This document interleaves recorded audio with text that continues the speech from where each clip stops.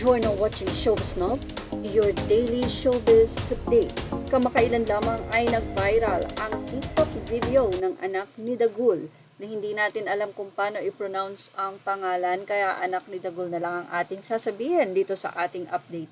Anyway, nag-react kasi ang anak ni Dagul matapos nga na mag-viral sa social media ang di umano ay kalagayan ng kalusugan ng kanyang ama na parang pinagkakalat na ito ay may sakit.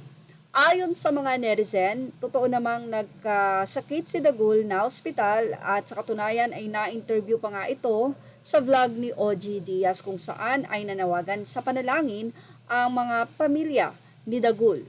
At dito nga lamang at matapos mabalita at mag-viral ang pagbabalik ng Going Bulilit, syempre marami ang nag-expect na makakabalik din itong si Dagul as part of the Going Bulilit program na kaya lang naman nawala is because of pandemic. Sa naging pakayag noon ni Dagul dahil siya ang naging finale message ng nasabing programa, sinabi niyang see you next time at doon nga ay nagbabay na ang buong Going Bulilit cast.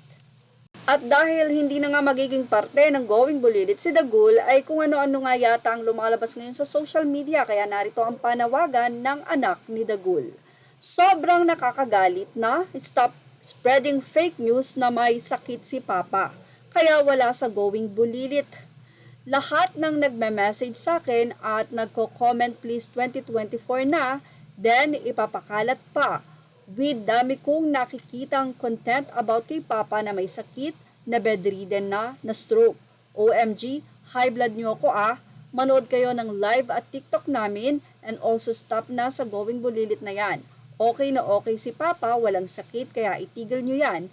Nakaka-high blood kayo, 2024 na, people stop spreading black, last na to.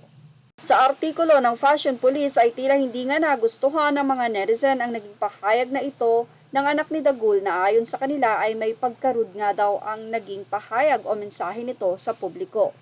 Wala naman daw problema na ipahayag mo ang saloobin mo, lalong-lalo na nga at syempre ama niya yan at natural lang na magagalit ang anak. Ilang mga netizen naman na okay lang yan, at least naging part naman si Dagul ng Going Bulilit, syempre ibigay naman sa iba. Well, narito naman ang papalit kay Dagul. Sino nga ba siya? Isa na nga sa kilala ngayon bilang aktor, itong si Baby Giant. Napapalit na nga kay Dagul sa Going Bulilit kung saan si Baby Giant ay napapanood nga sa Batang Quiapo. Say ng mga netizen, good catch, pero mas maganda sana kung sakaling dalawa sila ni Dagul. Why not? Yan ang ating Showbiz Now update. Images are all credit to the rightful owners. Thank you for watching Showbiz Now.